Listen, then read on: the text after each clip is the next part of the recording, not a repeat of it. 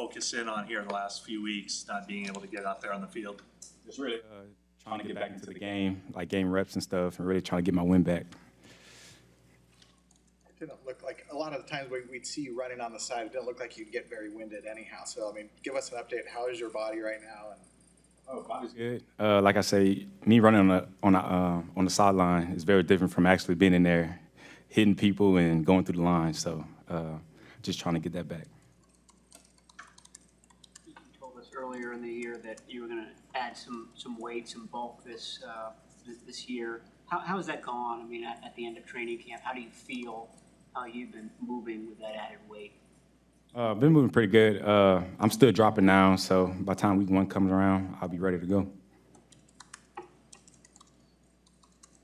How important is it for you this year to, I don't know, do you have a goal in mind of, playing every game, so to speak? I mean, obviously you missed some time last year, and sometimes your running style is that you get all these extra yards, but in doing so, you leave yourself exposed for more hits, and so the hits pile up. And do you think, can you change your running style at all to suit that, or how do you stay healthy, basically? Really, I ain't gonna never change my running style, but I just got to do the right things in the building, taking care of my body and stuff, getting in the cold tub, hot tub, working with Elliott. He do a very good job with me, so that's something that I started doing now.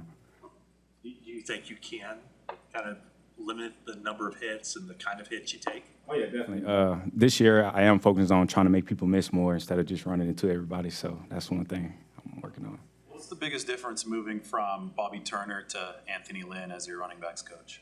They definitely, really is no different. They really have the same mindset. Bobby T coach Lynn too, so he know what it is and how we need to do our running back room. You got to watch the running backs really, take flight in the preseason. Who caught your eye, during that 3-game schedule from your position group? JP, Todd, they both did a hell of a job of running the ball. So, like I said, we have a full room, and we all could really ball. So, How were you able last year you didn't have much of a training camp a year ago, but you were ready week 1 to go as a rookie. How were you able to do that? Just even before I came in, just preparing my body for everything. So even though I got hurt, my body was still in the right shape. And then just what about mentally and knowing your assignments? One thing Bobby T did once I got hurt, he went over to screw with me on the side just to keep my head in the game. So he did a very good job of that. Was that basically the same thing you've done this training camp? Same thing. How much of the offseason for you was healing up after that rookie year? Most of it was healing up, but they did a very good job with me of keeping me even on both ways, like mentally and physically. is with Trey coming in at quarterback now, I mean, how important is it that you guys, I guess, are in sync in the backfield in terms of where he might be going with the ball, the handoffs, everything like that? Oh yeah, it's very important. Me and him definitely got to be on the same page because if he can't hand me a handoff, then it won't work.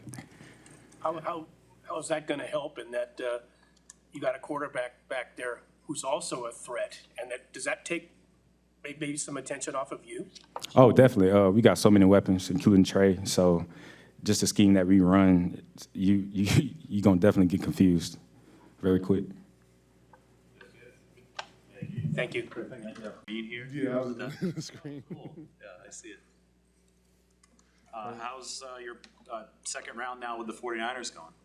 It feels good. It's being in a comfortable space. I've been a bit of a journeyman throughout my career, so like to come to a place where it's familiar faces, familiar friends, and stuff like that has been an easy adjustment for me. What is it about Chris Kasarik? You had a great year under him with Detroit, and then 2020, great year. Did that kind of lure you back, the fact that Chris is here? Yeah, absolutely.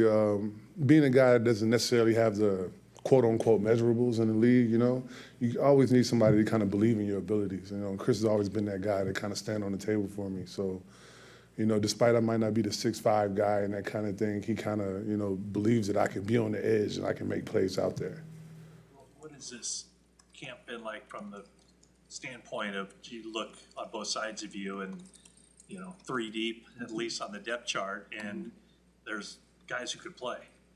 Man, it's been competition everywhere, and we know it was a lot of hard decisions to make, but as a group, we bonded and we competed with each other and we pushed each other throughout camp. It's only going to make us better individually and make the team better. Has that at all been a conversation in the locker room that you guys do have so many? No, not really. We're all pros because we get it. So we come out every day and we try to get better. Our resume is what we put on tape.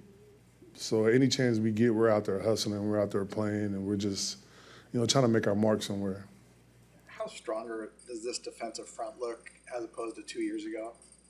I mean, it looks great, but I want to say one thing about potential. It really doesn't mean anything. We got the potential to have a great D-line, one of the best D-lines in the league, but potential only gets you so far. I think we set ourselves up with a great camp, and, we're just hoping to carry it over to the season. How's your camp been? I feel like it's been good. I've been doing this a while now, so I've figured out ways to get my best self out of camp, and kind of work myself into, game-ready shape and be ready. So for me, I just been trying to settling in and getting back right. D'Amico was just up there and he was talking about the daily swarm awards, and he said that Fred and Bosa and you were the top three. Even at your experience level in the league, is it fun to hear your name called like that after a day of training camp? Absolutely, it's competition. I don't get into nothing to lose. So whenever there's competition, I'm trying to compete. I'm trying to make plays, and to get some type of accolade at the end of the day. I think it makes you feel good as a player to be recognized. I don't know if this is the right phrase, but do you have to trick yourself sometimes into being ready to go during a day, or does that just come natural to you? Like, I'm in practice, I'm going. I think I was built that way. I was with Chris as a young player, so it was one of those things where it's not a day off. And I've learned that there's no day promise in this league. No matter if you're the highest paid player, no matter if you're the lowest paid player. So you got to take advantage of your opportunity. And I know with Cut Day coming up, there's only 2,500 jobs out here. So you got to take advantage, and you got to really put your best foot forward. Does it impress you that that Bosa, who has every gift you could possibly have, is also like that? I mean, that he has that don't take any plays off mentality and not take for granted mentality. When players like Bosa, who have every skill set you need, but also have the practice habits, that's when you see greatness. And seeing him out there and the way he works and the way the skills he's blessed with and the skills that he works with, it's going to be, the sky's the limit for Bosa. He's going to be around this league for a long time harassing quarterbacks. You guys spend much time together, talking, shop, and, the veteran and self-described journeyman and him coming in as the number 2 pick in the draft and everything. I think that's a great thing about our group. We help each other. Like, there's no one too big, no one too small.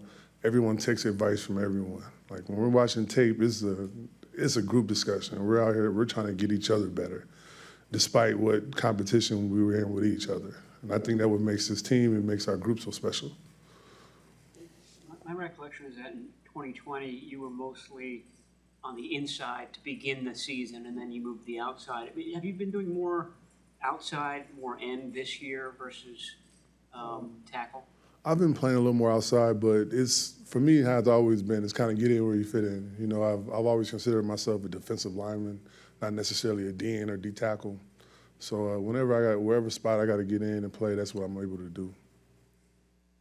Thanks, Kerry. Hey, thank you. Appreciate it. That's it for today.